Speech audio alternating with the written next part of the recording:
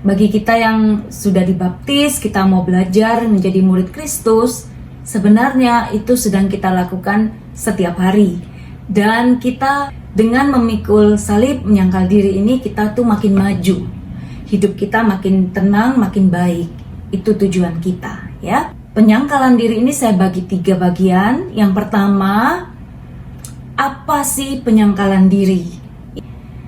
Dan yang bagian ketiga, bagaimana kita menyangkal diri? Kita melihat apa itu penyangkalan diri.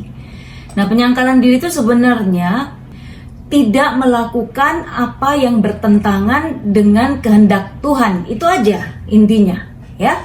Jadi menyangkal diri itu adalah tidak melakukan apa yang bukan kehendak Tuhan. Dan kita tahu, kita percaya bahwa apa yang Tuhan kehendaki itu adalah kebahagiaan kita, keselamatan kita. Jadi sebenarnya penyangkalan diri itu adalah untuk kebahagiaan kita, keselamatan kita, kedamaian kita, dan ketenangan kita, ya. Nah, karena apa? Menyangkal diri itu yang dimaksud di sini adalah dari keinginan-keinginan yang tidak bisa diatur. Ya, bayangin kalau orang itu maunya makan terus, yang manis aja, yang gorengan aja, apa jadinya dengan kesehatan kita? Nah, orang yang terbiasa melatih diri dengan hal-hal kecil, cicipan, misalnya makan yang tidak terlalu berlemak, gak asin, gak terlalu manis aja tuh bisa. Atau mungkin sayur rebus aja udah enak. Nah, itu berarti dia lambat laun juga bisa mengatur nafsu makan. Ya, makan apa yang sehat, makan secukupnya, dan pasti hasilnya baik buat kesehatan. Demikian juga kalau kita bisa menyangkal nafsu-nafsu yang lain, maka kita akan mengalami sendiri keuntungan, yaitu kita hidupnya bisa damai, bisa lebih tenang. Ya, apa yang paling penting buat kita yaitu hidup sebagai manusia yang luhur di mata Allah. Ya, tidak hanya repot dengan memenuhi nafsu-nafsunya saja. Ya. Kenapa kok ada penyangkalan diri? Atau kenapa kok kita harus berjuang dalam hidup ini? Ya. Karena apa? Memang kodrat kita itu udah terluka oleh dosa asal. Anak-anak gak usah diajarin tuh waktu masih kecil. Selalu maunya bagian yang paling enak buat diri sendiri. Maunya diperhatikan. Maunya aku nomor 1. Maunya aku yang paling disayang. Kalau ada adiknya biasanya iri. Kalau mamanya lebih perhatiin adiknya, bisa jadi kakaknya itu menjadi cemburu dan seterusnya. Hal seperti itu nggak usah diajarin kan. Nah, itu karena kodrat kita sudah terluka. Kita bisa baca nanti di Roma 5 ayat 12 sampai dengan 19. Nah, akibat dosa yang masuk dalam kehidupan manusia, jadi ada akibat yang harus kita alami, kita tanggung dalam kodrat kita sebagai manusia. Dan manusia jadi kehilangan kemampuan untuk menundukkan nafsu-nafsu, untuk mengatur nafsu-nafsunya. Kenapa kok ada orang yang bisa, ada yang enggak? Ya karena yang bisa itu memang dia berlatih. Ya toh? Kalau yang menuruti nafsu, misalnya mau makan, mau nonton, mau main game terus, tambah lama dia tambah malas melakukan yang lain.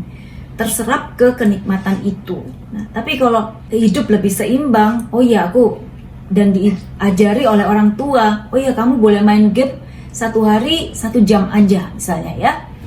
Nah, dengan pola-pola asuh yang benar, kemudian cara hidup yang seimbang, kita itu bisa mengatur nafsu kita. Sebab itu sama seperti dosa telah masuk ke dalam dunia oleh 1 orang, yaitu yang dikatakan oleh Adam ya, dan oleh dosa itu juga maut. Kita mengalami hidup kita itu ada kematian, sakit, kelemahan, macam-macam. Demikianlah maut itu telah menjalar kepada semua orang, karena semua orang telah berbuat dosa.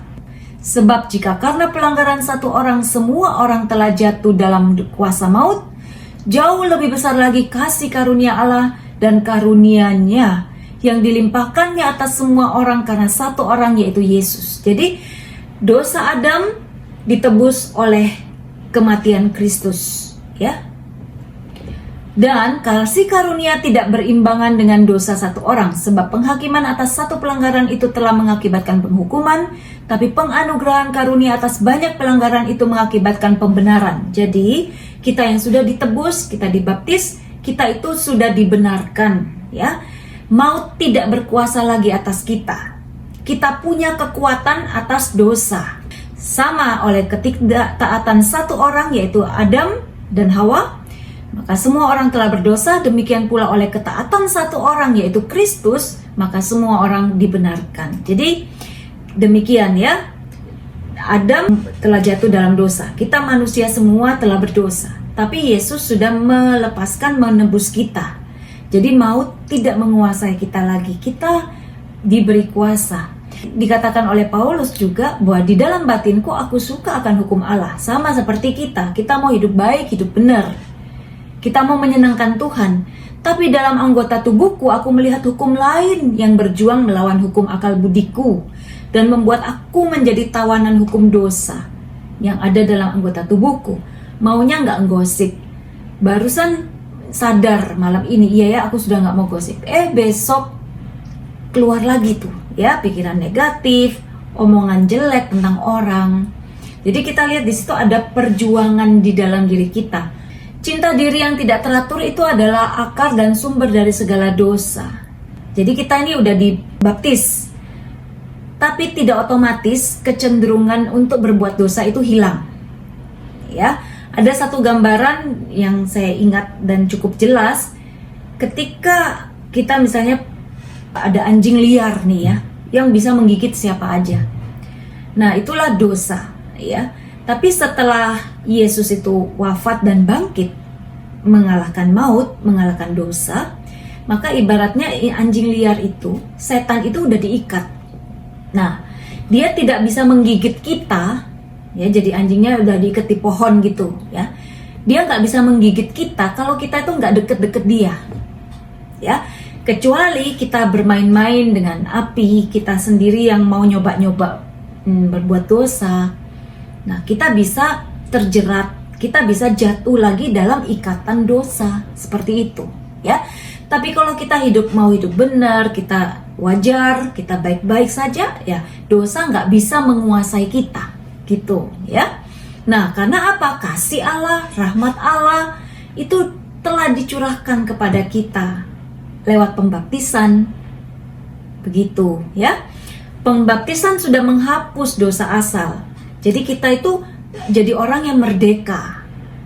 Tapi ketika kita udah dibaptis, 1 bulan kemudian, atau kita habis ikut retret nih, kita udah berkobar-kobar, kita dibaharui, 2 bulan kemudian ada teman kita juga yang ngajakin, misalnya apa? Ngapain kamu ke gereja terus, ngapain doa terus? Ayolah, sekali-sekali, masa sih orang doa terus, pelayanan terus? Ayolah, reuni, cobalah minum, cobalah ini, cobalah obat ini, bisa membuat kamu fly atau tenang misalnya. Nah, mulai dari coba 1, 3, 2 dan seterusnya, disitulah bisa masuk ikatan dosa, ya. Nah, karena apa? Karena kita masih membuka diri, ya, diajakin, ya udahlah coba, padahal kita udah tahu itu nggak baik, ya. Tapi kadang-kadang kita kemudian dipengaruhin lagi, 1 kali aja nggak apa-apa, 1 kali nggak apa-apa, 2 kali juga nggak apa-apa, dan akhirnya lambat laun kita bisa kecanduan. Nah, padahal kita udah diberi kekuatan untuk bisa hidup baik. Nah, itu. Selanjutnya, nah, semua kenikmatan, kepuasan itu bukan tujuan. Jadi kalau kita ingat, oh ya, tujuanku hidup di dunia ini apa sih? Ya, aku mau hidup baik, melakukan apa yang Tuhan mau, aku mau jadi berkat buat orang lain. Nah, itu kalau itu tujuan hidup kita nggak akan terjerat masuk di dalam dosa. Kenikmatan hidup, kepuasan, ya. Tapi kalau kita tujuan hidupnya adalah mencari yang enak terus buat diri kita, sulit sekali untuk misalnya diajak untuk baca kitab suci, doa, pelayanan, ya, susah. Kayaknya itu kan nggak nikmat, ya. Lebih nikmat kalau ikutin daging, ya tidur, ya nonton, ya main HP, ya main game, gitu kan. Tapi kalau kita udah tahu tujuan kita di dunia ini begitu mulia, ya, untuk dibentuk terus supaya semakin menyerupai Kristus, artinya sifat-sifat kita itu makin lama makin baik, maka kita tidak akan mau diajakin melakukan hal-hal yang tidak benar. Nah, mortifikasi batin, mortifikasi inilah yang kita maksudkan penyangkalan diri ya, mematikan nafsu-nafsu yang tidak teratur. Bukan semua nafsu ya, nafsu untuk hidup itu baik. Kalau kita nggak punya nafsu lagi untuk hidup, kita nggak mau makan, ya, kita nggak mau menikah, ya. Penyangkalan diri batin itu lebih baik, misalnya gini, daripada yang lahiriah. Misalnya kita puasa, prapaskah gitu ya, nggak makan daging, tapi kita nonton film terus sampai nggak doa, ya. Atau mungkin kita pikirannya itu kemana-mana menghakimin orang dari A sampai Z, iri hatinya nggak berhenti-berhenti sama orang. Nggak kelihatan, dari luar nggak kelihatan, kayaknya kita baik-baik saja, kita nggak melakukan apa-apa. Tapi batin kita itu penuh dendam, amarah, dengki kepada orang. Tapi kalau hati kita itu udah bersih ya, kita berusaha untuk nggak berpikir negatif sama orang, kita mau ngampuni, itu juga penyangkalan diri secara batin, ya. Apa itu penyangkalan diri yang kita lakukan?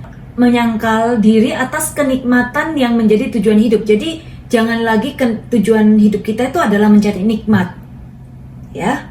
Jangan lagi tujuan hidup kita mencari nikmat. Termasuk misalnya mencari nikmat dalam doa, boleh nggak? Ya awal-awalnya boleh, tapi seperti kita tahu ya, kalau tujuan kita mencari nikmat untuk diri kita, kita nggak akan ketemu dengan Tuhan. Kita cari apa yang Tuhan mau, kita mau apa yang Tuhan mau. Itu yang sebenarnya harus kita lakukan, ya. Jadi sama kalau kita datang gereja atau kita ke pertemuan doa atau hanya mau cari apa yang kita mau, yang kita butuh, itu namanya egois, ya. Kita datang bukan hanya untuk diri kita, tapi kita juga mau berbagi. Nah, apalagi yang perlu kita sangkal, kesenangan yang berbahaya dan membawa pada dosa. Yaitu tadi misalnya kita nonton film porno dan lain sebagainya, itu kan membawa pada dosa. Obatan terlarang itu membawa pada dosa, itu sudah jelas harus kita sangkal, ya kan? Omongan-omongan yang jelek, walaupun kita suka, semakin kita tidak menyangkal diri, semakin kuat itu akan mengikat kita, semakin susah untuk diputus. Tapi kalau hari ini kita ngomongin orang 10 kali, besok dikurangi 8 kali. Jangan terus sama 10 atau malahan ketambah. Ya, kecenderungannya akan bertambah tuh kalau kita nggak berusaha menyangkal diri. Nah, terus apalagi yang perlu kita sangkal? Kenikmatan halal yang dapat mempengaruhi jiwa. Apa tuh kenikmatan halal? Makan enak halal nggak? Masih halal, ya kan? Masa sih kita nggak boleh dikirimin pizza makan? Menikmati makan, ada sate, makan aja, es krim. Itu semua kenikmatan halal ya. Tidur, nikmat sekali, halal itu, apalagi pas capek gitu. Apalagi nonton drama Korea, halal, nggak apa-apa, ya kan? Nah, semua itu halal. Tapi kalau berlebih-lebihan, nah itu bisa mempengaruhi jiwa kita. Ya nggak, lama-lama kita jadi malas bikin yang lain-lain, maunya nonton terus karena enak. Nah, itu yang akhirnya merugikan nggak tuh? Akhirnya kalau kita hanya maunya nonton, terbengkalailah tugas kita, baik itu sebagai istri, sebagai pelajar, pasti akan mempengaruhi nilai kita. Itu yang disebut kenikmatan halal, kalau berlebihan bisa mempengaruhi jiwa kita. Oke? Nah, selain penyangkalan diri tadi itu, kita juga perlu melakukan tindakan positif, artinya melakukan sesuatu yang menuntut pengorbanan untuk mengatasi kecenderungan kita cari nikmat aja. Bagi saya, pelayanan itu salah satu perbuatan yang menuntut pengorbanan dan membuat kita bisa jadi orang yang punya kekuatan melawan dosa, melawan kecenderungan pada kenikmatan. Ya kan? Bayangin kalau pelayanan harus apa ya? Disiapin, ya kan? Kita harus menyisihkan waktu kita untuk berdoa, untuk persiapan, untuk ngaturin macam-macam, untuk belajar. Itu semua itu kan menuntut pengorbanan. Nah, bagi kita yang udah terbiasa mengikuti Tuhan, kita mungkin tidak lihat lagi itu sebagai suatu pengorbanan, tapi kita lakukan dengan sukacita. Nah, itu puji Tuhan kalau seperti itu, ya kan? Artinya kita sudah mau dengan sukacita, tidak lagi melihat pelayanan itu sebagai suatu pengorbanan yang besar gitu. Itu suatu kegembiraan, ya. Nah, kalau orang udah biasa pelayanan, nggak dibayar, itu jadi punya kemurahan hati loh. Lain kalau orang yang kalau mau pelayanan kalau ada bayaran, nah itu kalau nggak ada bayarannya jadi nanti dia nggak punya semangat lagi untuk melayani. Makanya kita harus melayani itu dengan cuma-cuma supaya kita makin lama makin tulus, ya. Kemudian, nah sekarang kita masuk bagian ketiga. Jadi tadi itu ya, pertama menyangkal diri itu apa? Menyangkal nafsu-nafsu yang tidak teratur, yang bisa mencelakakan kita sendiri, baik badan kita juga rohani kita, jiwa kita juga. Yang kedua, mengapa kita perlu menyangkal diri? Karena adanya kecenderungan dosa. Makanya kita perlu berjuang mengatasi itu. Seperti Paulus tadi bilang, aku mau yang benar tapi yang aku lakukan yang gak benar. Nah, itulah perjuangan rohani, itulah penyangkalan diri. Oke? Nah, bagian ketiga, bagaimana caranya kita melakukan penyangkalan diri? Yang pertama, yang paling gampang kata Fransiskus dari Sales, keseimbangan makan dan minum. Ya, katanya orang itu paling gampang jatuh dalam godaan kalau dia terlalu memanjakan tubuhnya atau terlalu terlalu keras sama tubuhnya, terlalu keras ya puasanya, atau yang terlalu mengumbar nafsu makan, minumnya, nonton, apapun yang dia mau. Itulah yang orang gampang jatuh dalam godaan. Jadi kata kuncinya seimbang. Oke? Yang kedua, bukan seimbang antara yang baik dan yang buruk loh, bukan ya. Tapi seimbang dalam arti makan cukup, tidur cukup, minum cukup, olahraga cukup, teratur gitu. Ya, yang wajar-wajar gitu. Yang kedua, menjaga kekuatan jiwa secara seimbang. Artinya apa? Misalnya, ada orang yang aku ini kepengen sekali berdoa 10 jam satu hari. Wah, itu berlebihan. Kata Fransiskus dari Sales, untuk awam ya cukuplah 1 jam di luar misa harian, ya. Nah, ada yang bilang, aku pokoknya mau retret terus 1 bulan ini. Oh ya nggak apa-apa kalau memang dia nggak punya tanggungan. Tapi kalau dia masih punya kewajiban di rumah, lalu dia mau retret 1 bulan dan orang lain akhirnya dirugikan, misalnya anaknya nggak makan karena dia retret, itu juga tidak boleh, ya. Jadi tidak boleh terlalu menggebu-gebu. Jadi kalau kita terlalu menggebu-gebu, coba kita rem sedikit, ya. Yang ketiga, jangan mati raga yang tidak sesuai dengan status hidup. Ya itu tadi, misalnya saya mau retret 40 hari 40 malam, tidak mau ketemu orang, tidak mau keluar kamar gitu. Masalahnya apa kan, kalau dia istri 40 hari nggak mau keluar kamar, terus yang masak, yang ngatur anak, ngatur suami siapa, ngatur rumah siapa gitu.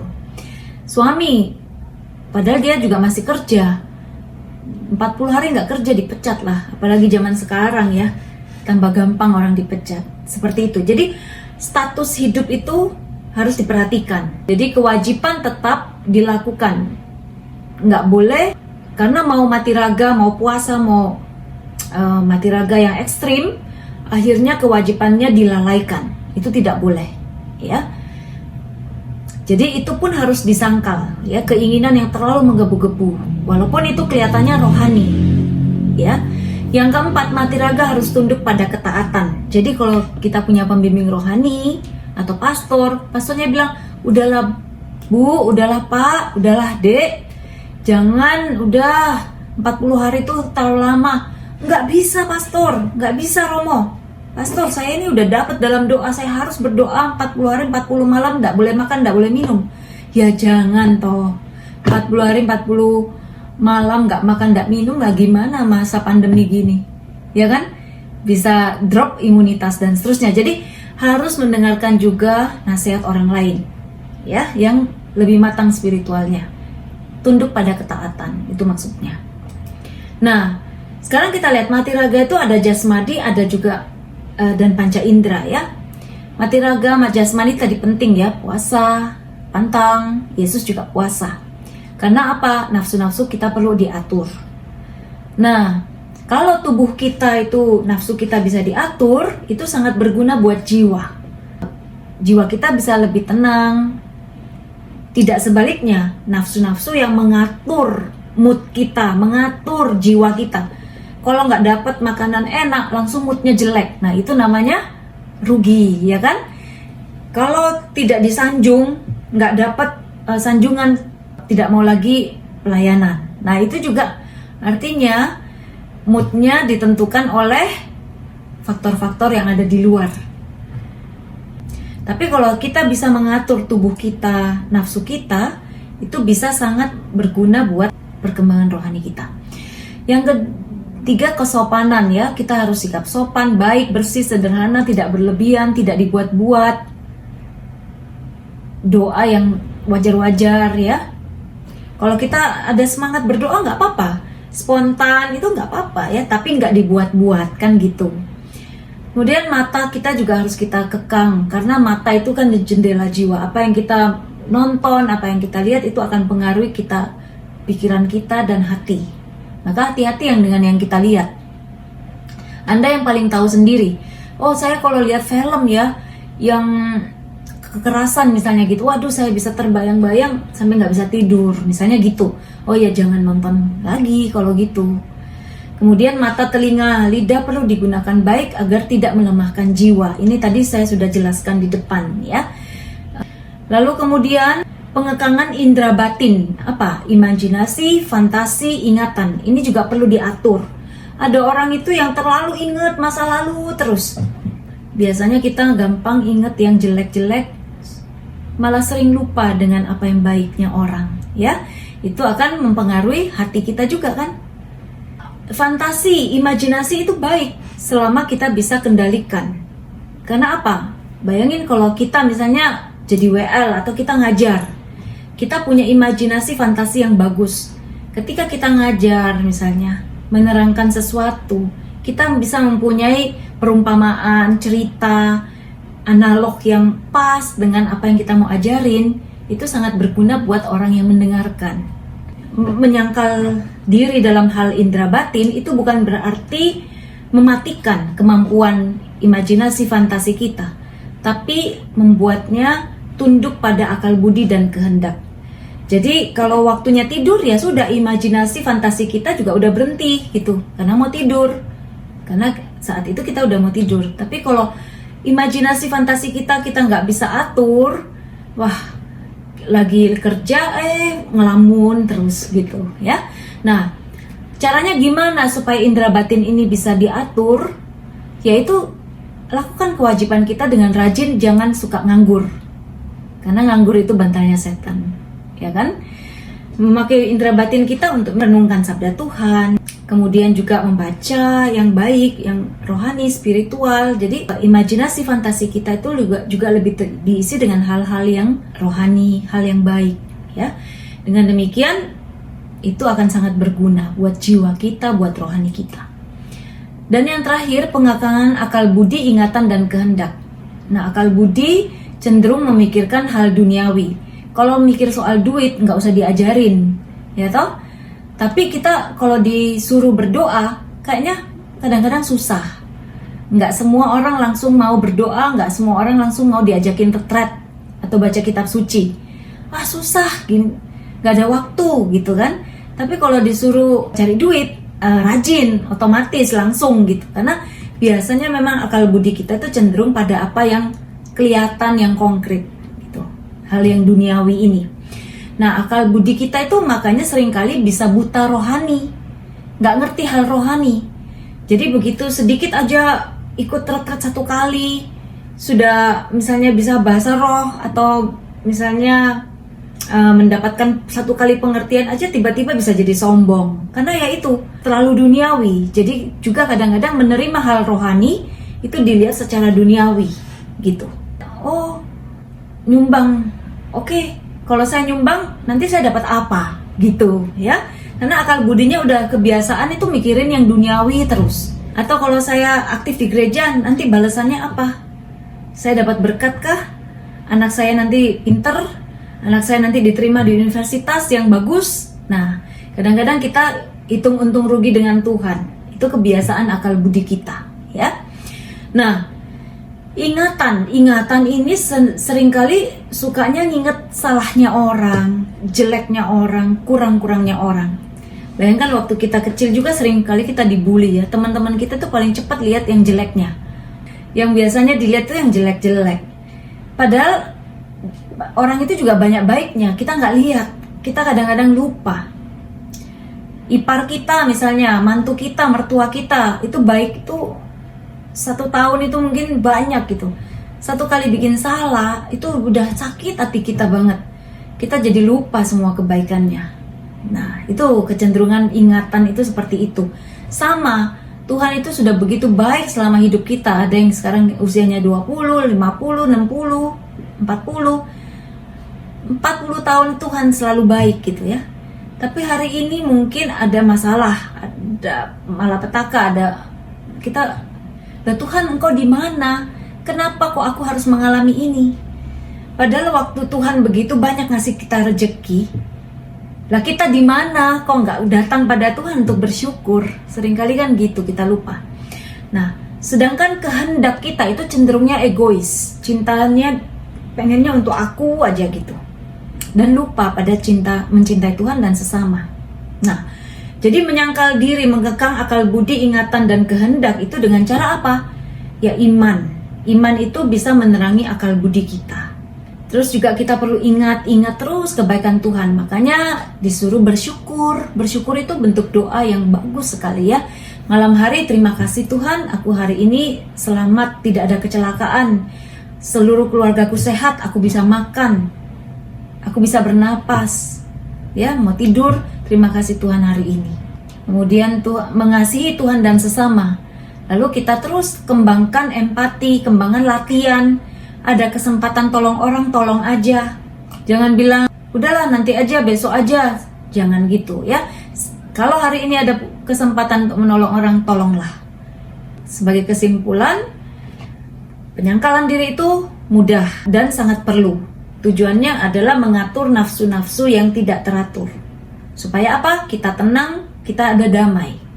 Jiwa kita selamat. Kenapa kita mengalami ini semua? Bukan hanya 1-2 orang, bukan hanya Anda, tapi semua orang mengalami, bahkan Paulus juga mengalami. Ya, inilah perjuangan rohani karena akibat dosa kodrat kita yang lemah. Tapi ingat, kita udah diselamatkan oleh Tuhan, kita bisa menghalau dosa dari hidup kita, asal kita mengarahkan hati kita pada Tuhan. Caranya apa? Yaitu tadi, dengan menyangkal diri. Baik mata, pendengaran, lidah, panca indera kita, kemudian juga imajinasi, ya, ingatan, fantasi, itu indera batin, dan juga akal budi, kehendak, dan ingatan kita. Ya,